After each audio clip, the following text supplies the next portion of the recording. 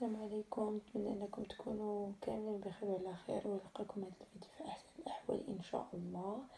اليوم جيتكم بواحد الوصفه اللي هي سهله مهله و يقدر غتكون كاع في الديور وما كنردوش ليها البال، وهي هاد الزيت زيت الكوك اللي كتنفع بزاف بزاف بزاف بالنسبه للكحه ديال الدراري الصغار.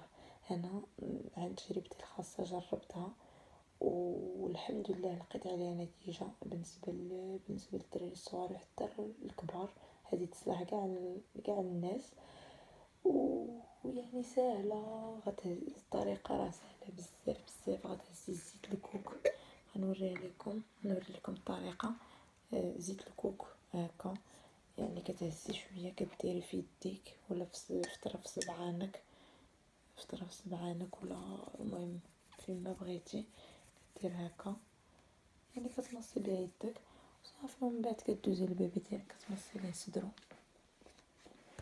صدرو حتى كتمصي ليه مزيان، وديري ليه وجهه باش من هنا يتنفس داك الريحه ديال الكوك صافي. وتلبسي ليه حويجاتو، وان شاء الله راه غتلقى عليها نتيجه. وما تنسوناش ان شاء الله بالدعاء، ونطلب ربي يوفقنا لما يحب ويرضى.